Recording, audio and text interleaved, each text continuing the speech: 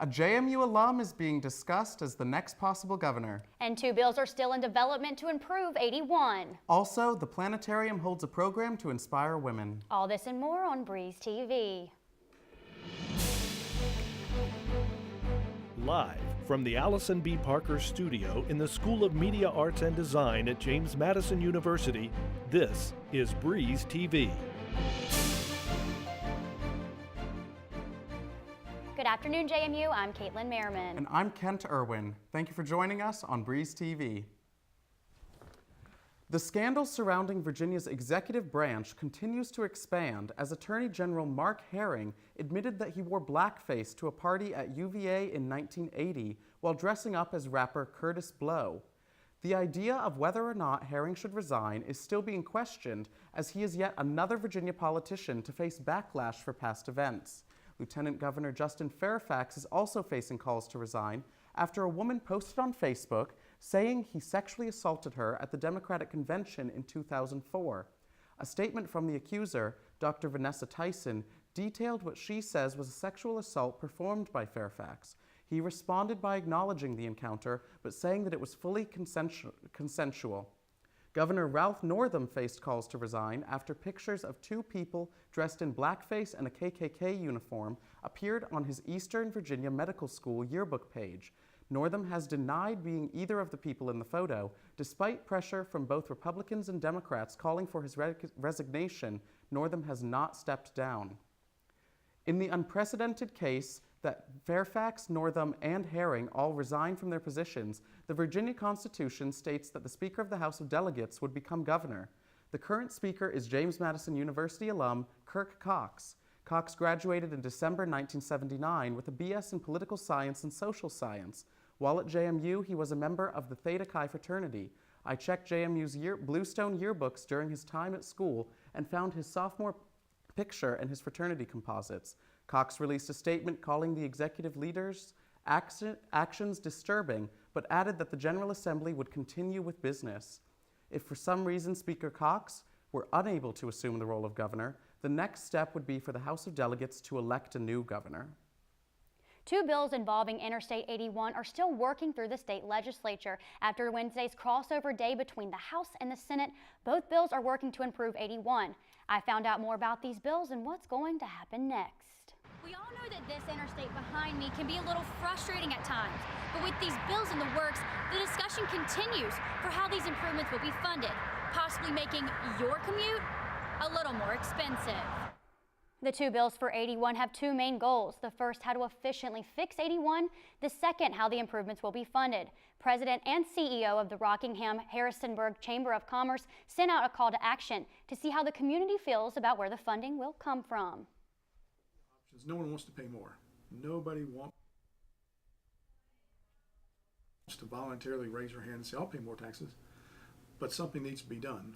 And if tolling is the best option and it's got the most chance of getting through the legislature and getting something done, then we'll go ahead and back it. There's a petition to bring a JMU graduation back to the Duke Hall Quad, and our reporter TJ Guterman is there with somebody spearheading the fight. TJ? Thanks, Caitlin and Kent. I'm out in front of Duke Hall, where graduation has been for the College of Visual and Performing Arts. JMU announced, though, that it's been moved to the Convocation Center for the first time this year. I'm joined by graphic design major Tanner Leslie, who started a petition to bring it back here to Duke. Glad to have you here, Tanner. Thanks for having me. So the first question is, what motivated you to be the one to spearhead this petition to bring it back to Duke? Well, graduation has been here for years. It's something that graduating seniors look forward to for years, putting the passion into their work, whether they're an artist, a designer, performer at Forbes, musician. This is where we deserve to graduate. This is our home. So when I heard that the announcement was changed for the venue, it frankly didn't make sense to me. Didn't really see a reason behind it, and it just seemed wrong. It seemed like they were kind of cheating us out of something that we'd worked so hard for. So that's what I ended up spearheading that decision. So already the petition has accumulated over 1,000 signatures, which is very impressive. What was your original goal, and how does it feel to see the amount of success that it's already gotten? Well, we're actually about at 1,500 right now, Wow. which is crazy. I maybe expected 200 at most. Really wasn't sure, but to be honest, I wish that students would get a little more excited about more important things, but it's nice to see that we're engaged on this issue, and I think it's important. Everyone from faculty to alumni to current students are really pretty unanimous on this issue, so it's nice to see people engaged on it. So being out here in the Duke Hall area, for you, what is the personal significance of this quad area out here? This is our home. This is where we study, this is where we learn, this is our home. I would rather graduate in the rain here than be inside Convo. So what are your plans moving forward with this petition? I have plans to meet with the dean of CVPA and also some other administrators to see what we can talk about and move forward, but they've been communicating with us and cooperating, so it's nice to see that it's an open dialogue and we're working towards something. Well, hopefully we'll be back in May to see you graduate here at Duke where your passion is felt. Back to you, Caitlin and Kent. Thank you so much, TJ. The candidates for the student body elections have been announced. Running for president are Aaliyah McLean and Colin Moore. Running for vice president is Michaela Dukes. Running for treasurer is Gabriella Rudnick. And running for student representative to the Board of Visitors are Hallie Dunkel and Norman Jones. To find out more about these candidates, visit sga.jmu.edu. Voting will take place on Wednesday from 7 a.m. to 7 p.m. on beinvolved.org. Coming up on Breeze TV, her campus representatives promoted new Victoria's Secret campaign. A recap of the Madison Vision Series event featuring Justice John Charles. And information on the making of JMU furniture. All this and more on Breeze TV. This is Breeze TV. Girl Power is taking over JMU's on-campus planetarium. Science Sunday for Girls is a free once-a-month program open to grades K through 12. The program aims to inspire women to pursue science and overcome stereotypes, stigmas, and lack of diversity in the field. To do so, JMU students and guest speakers teach these girls different scientific theories through presentations, crafts, games, and movies. They say their hope is that the exposure at an early age shows them that science is fun, interesting, and applicable to real life. So today we are partnering with the Association for Women Geoscientists to promote positive female role models in the fields of science and also to spark an interest. As a student, I just learned science through the textbook and it wasn't as engaging as I think we present it hopefully at our programs. The Board of Visitors met today and voted on the name of a new East Campus Residence Hall set to open in the fall. The name chosen is Paul Jennings Hall, named after a former slave of James Madison's and author of A Slave in the White House. Wells Fargo is currently experiencing a widespread outage online. This outage began early Thursday morning after smoke was detected at one of their main facilities. Many customers are concerned because they don't have access to their money. This online outage raises concerns from customers because of previous unethical activities. Wells Fargo commented on their Twitter about this outage, saying, "We apologize to our customers who may be experiencing an issue with our online banking and mobile app. Thanks for your patience while we research this issue. If you are impacted, please check back here for updates." As of now, these apps' functionalities are working and ATMs are working on limited use. Female empowerment is making its home on campus. The JMU Pink team rolled out Victoria's Secret's new body positivity and self-love campaign this past Tuesday at Grafton Stovall Theater. Our reporter Conwal Syed got a chance to see how it all went down. Girl power has never felt this good. The JMU Pink team, along with her campus JMU, is celebrating the launch of Victoria's Secret's new nationwide campaign called Girl Power. Students lined up to access the event, which included a performance from JMU's Unaccompanied and a panel of girl bosses from across JMU's campus. The panel ranged from influencers to self-starters and even those who are Instagram famous, like Natalia. Bringing the Girl Power campaign here allows girls to hear real, personal stories of powerful women on our campus and spread inspiration and empowerment to all of our ladies at JMU. Having a strong female presence on campus and in all things business is important to Lexi Leeds, a member of her campus JMU. Being able to show all of the really amazing women that we have on campus, and especially from freshman to senior, it's very cool that they are actually amazing and doing stuff in this world and changing it. The Girl Power campaign will be rolling out on campuses across the United States to empower women like our fellow JMU girl bosses. Girl power means to be confident, strong, independent.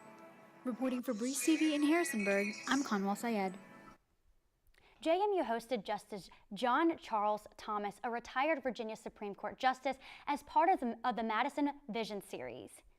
And I think that we will come to a point where we see God, and somebody will say, God, we prayed all.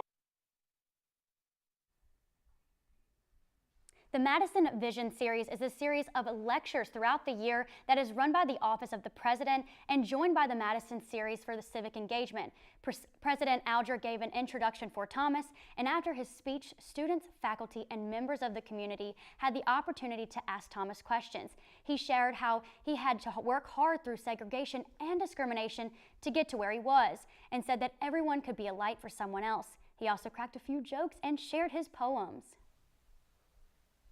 The Virginia General Assembly is in session, and a criminal justice reform bill that died in committee was hoping to change the way JMU and all state institutions in Virginia get furnished.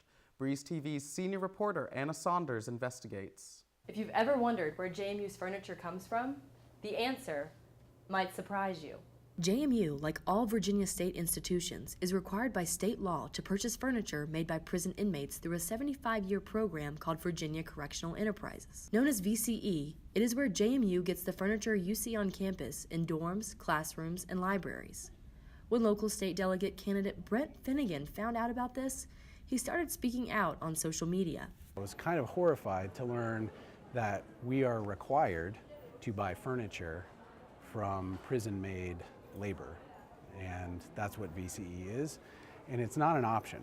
A bill known as HB 1761 that would no longer require institutions to purchase from VCE just died in the committee that Harrisonburg Delegate Tony Wilt chairs. He voted against it because he believes the program is good for the inmates. And there's a waiting list. They are anxious to participate in this, breaks the monotony of sitting in a cell, and also oftentimes it gives them a very valuable trade that they can acquire while they're in. According to a statement from VCE, the inmates are paid anywhere from 50 to 80 cents an hour for their work, and the funding does not come from the state, but from the selling of the furniture. The company also said that many other states have similar programs. When we incentivize mass incarceration, and mass incarceration is the new Jim Crow, we're just feeding this beast. I reached out to JMU for comment, and spokesman Bill Wyatt said the university is required to purchase the furniture, but declined to comment further. Reporting for Breeze TV in Harrisonburg, I'm Anna Saunders. Coming up after the break, Paige has sports for us. What's the update, Paige? JMU Athletics had a busy yet successful past weekend. There's some new Dukes coming to campus in the fall, and the swim and dive team look to continue their reign over the CAA. All of that and more coming up on the Breeze TV Sports Wrap. This is Breeze TV.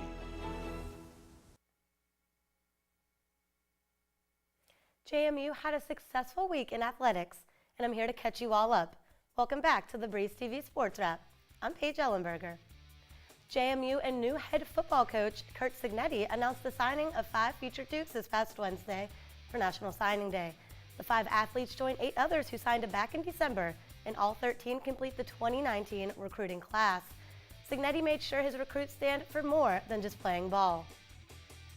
I'm a big guy. When we're recruiting people, I want to look at that transcript. You know, I want to see what he did in 9th, 10th, 11th, and 12th grade. I want to see how many absences are on that transcript, et cetera, et cetera. Because I think those are telling signs in terms of what you're getting and kind of the habits that, you know, that prospect may have as he enters your program. So, you know, choices and decisions, habits, thoughts, and priorities, you know, go a long way in helping people realize, you know, their fullest potential, and that's what it's all about. I mean, all these games, when you play against good teams, come down to 2 or 3 plays. So the margin for error is about like that. So having guys that are dependable, you know, in consistency and performance day in, day out, that perform like that. And those are usually the guys that go to class every day, make good grades, all right? They're not on your lists, and, you know, that's what we're looking for here. Swim and Dive competed in their final 3 matches of the 2018-2019 regular season this past weekend. After last week's sports wrap at the Virginia Tech Invitational, senior Kelly Long finished 3rd of 8 in the 500-yard freestyle. Freshman Carter Roulette finished 6 of 7 in the 200-yard individual medley. The Dukes were back in the Berg on Saturday to compete in the diving Duke Dog Invitational. Both junior Hope Brim and sophomore Emily Gross placed first of 10 in the 3-meter dive. Sophomores Faith Anderson and Sarah Stim also placed, finishing in the 6th and 7th spots. Back in Harrisonburg, the Dukes dominated half of the leaderboard with 5 of 10 divers placing. Emily Gross finished first in the 1-meter preliminaries and had the same energy, finishing first in the finals as well. Sarah Stim and Faith Anderson finished 3rd and 4th, while Hope Brim and sophomore Sammy Allman finished in the 8th and 10th spots. This event ended the Dukes' successful regular season. They will head to Christiansburg, Virginia in less than 2 weeks to battle to win the CAA title for the 2nd year in a row. JMU Women's Lacrosse, who last season won their first national title, open the 2019 season tomorrow. Our reporter Sarah Salzman met up with the team to see how they feel leading into the season. The JMU women's lacrosse team has been facing off against UNC for their season opener since 2015. Last season, they beat the UNC Tar Heels 15-14 in double overtime and went on to win a national title. I'm here with them today to see how they're preparing this weekend. This year, the team is heading to Chapel Hill in search of a repeat. 1-0 is definitely a great way to start the year. Hoping to do that again this year. Come out strong against a great powerhouse like UNC. They've got great players, great coaches, and great atmosphere to be a part of. Despite last year's upset, UNC is still ranked above JMU, but that just pushes them harder. I still feel like we're the underdogs in this situation, even though we are the national champions, and I just think that's something our team thrives on, is being the underdog. Although they have a target on their backs from last season's success, the Dukes are focused on building a new legacy. I think it's really important that we stay focused on this year's team and who we are, and that's JMU. You know, what we're doing, you have to be able to dig deep within the program and put trust and faith in athletes and let them do their job. For Breeze TV, I'm Sarah Salzman. On Friday, women's tennis packed up their rackets and headed west on I-64 to face against Marshall University. The Dukes bounced back from their only loss this dual season, winning 6-1. On Saturday, the Dukes stayed in West Virginia and later on defeated Charlotte 5-2. Michelle Los Arcos' performance earned her CAA Singles Player of the Week, and Daria Afansteva and Jonah Roca earned Doubles Team of the Week. Later on that same day, the men's basketball Dukes took the court at UNC Wilmington and broke 100 points for the first time in 3 years. Behind at the break, JMU came back and went 15 for 25. Redshirt senior Stuckey Mosley hit his 1,000th point while wearing purple and gold, helping the Dukes win 104-95. On Sunday, the women's basketball team held it down in the Berg. They defeated the Towson Tigers, who were fighting for the first place title in the CAA. The energy was matched from both teams, fighting until the last second in overtime. JMU went on a 7-0 run and ended the night winning 71-59. Track and field, women's and men's tennis, women's golf, and women's basketball all duke it out later on today. And with the spring sports coming to a start, CAA coaches project the baseball Dukes to finish 6th in the CAA. Check in next week to get the updates. Now back to you, Caitlin and Kent. Coming up on Breeze TV, a high-end brand comes out with a public apology. A live interview with Zach Casey.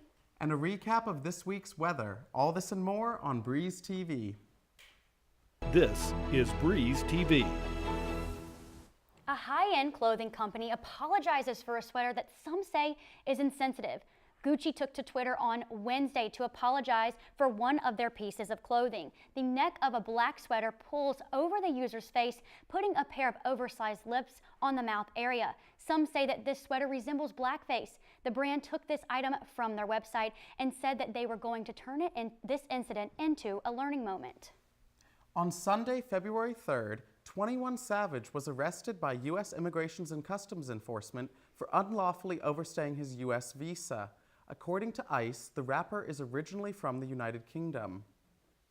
Today in entertainment news, the Oscars are coming up, and this year the highly anticipated award ceremony will not have a host after comedian Kevin Hart stepped down over past controversial tweets. The Oscars will premiere February 24th. Hollywood actress Jennifer Lawrence is engaged to the art gallery director Cook Mulrooney. Lawrence and Mulrooney have been dating since 2018. Singer and entertainer Pink receives a star on the Hollywood Walk of Fame. She unveiled her star on Tuesday in the presence of her family and friends. How to Train Your Dragon: Hidden World is a hit overseas. Overall, the animated film grossed over $85 million in 41 international markets. This film will premiere in U.S. theaters February 22nd. 4 films are making their debut this weekend. The Lego Movie, the second part, is anticipated to take the top spot in opening weekend. Box office sales. The box office crystal ball predicts that comedy What Men Want will debut with $15 to $25 million in sales. Cold Pursuit, starring Liam Neeson, and horror film The Prodigy are anticipated to gross $7 million in opening sales. With the first month of 2019 already behind us, many JMU students have stayed focused on their New Year's resolutions. Some getting more sleep, some hitting the gym. It's different for everyone. David Ramirez is in the studio now with one student who's certainly not backing away from his resolutions as he continues to expand his passions for health and fitness into a business. Thank you, Caitlin. Now I'm here with JMU senior Zach Casey. Zach, thanks so much for being with us. Of course, thanks for having me on. Now, as we said there in the intro, it's one thing to be into health and fitness and physical well-being and exercise. It's another thing to take that passion and channel it to a brand and a business, and that's what you've done with your clothing line, Inertia Supply. Could you tell us a little bit about Inertia Supply and why it came to be in the first place? Yeah, so it kind of all started and grew from my love for health and fitness. I've always been big into training. It's always been my outlet. So I wanted to create something that was more than myself. It stood for more than my own training. It was something that people could look to and kind of feel and belong to. So Inertia, it's kind of like a physics term, but the whole slogan behind it is stay in motion. And whatever your motion may be, whether that's skateboarding or lifting weights or getting outside and hiking, that we all have something that's really special about us when it comes to motion and exercise. And I wanted to create a brand, like I said, that's beyond just myself, that people could really feel a part of. Now, I heard that you kind of use a lot of your own friends and a lot of the people that you train with as well as part of your company. How do you involve the people in your life with your business? Yeah, so I'm always telling people about the projects that I'm working on relevant to Inertia, but I've been really fortunate to even have some friends and family members model for the brand and support the clothing line and give me ideas on products. So it's really been a really involved process, and it's really helped me because I can get feedback from both sides and get everyone involved in the entire process of things. Now, on top of Inertia and the clothing line, you also have a very active YouTube channel where you put up workout tutorials, nutritional information. Can you explain kind of how you've expanded what you do in your own life to help others? Yeah, so like I said, my passion is health and fitness, so I want to be able to deliver as much valuable resources and content to people to help them along their journey, whatever it may be. They may be a beginner and looking to get healthy and fit, whether that be in the gym or with nutrition, or they may even be more advanced. So something that I didn't have when I first started off was that direction and guidance. So I kind of want to be that person and fill that void for many people that are looking to take the next step. So. Right. Now, you've taken this entrepreneurial kind of focus and expanded it out. What other projects are you working on? Yeah, so another project I'm working on separate from Inertia and my own personal fitness brand is actually a social ride-sharing app for the college community. What does that do? So, yeah, my buddy Trey and I have been working on it for about a year now. Our goal is to help mitigate the traffic and parking issue on campus, as well as connect students from various universities, whether they're trying to travel home to another school, trying to get a ride to class, or maybe out to a party or an event. All right. Well, that's awesome. Now, keep doing what you're doing. It's awesome. And thank you so much for being with us today. Thank you very much. Kent, back to you. A little over a week ago, we've gone from single-digit temperatures to sunny and 65. Yes. Reporter Grace James shows us how students have been welcoming that warm weather. So the groundhog didn't see its shadow, meaning we were going to have an early spring. But none of us knew that it meant the next 2 days. I'm out here on the quad talking to students to get their take on this crazy weather. Well, it's so nice. Like, I love the warm weather. Just like gets me in a good mood, and I think everyone in a good mood. Just hang out outside. It's nice. I am pretty confused by this weather. I really like it. It's really nice to see people on the quad again, but I have a feeling I'm probably going to get sick or going to have to fight off being sick just because it was 4 degrees and now it's in the 60s, so my head is all confused. Enjoying it. It's nice. I'm on the ultimate team, so a couple of my buddies are back there, so the warm weather is really nice to play ultimate in. Why not come out and enjoy this lovely spring-like weather? Because you don't know how long it's going to be like this. It might be like 30 degrees next week. So there you have it. What students are doing today, it's just a preview of what's to come in the springtime. Reporting for Breeze TV, I'm Grace James. Well, Kent and I are loving this weather, as you can see our spring attire, but this weather's not going to last. This cold front coming up this weekend. Yeah, the temps are going to go back down to winter sort of weather, but hopefully spring is not too far away, according to that groundhog. So thanks for joining us so much. Have a great weekend.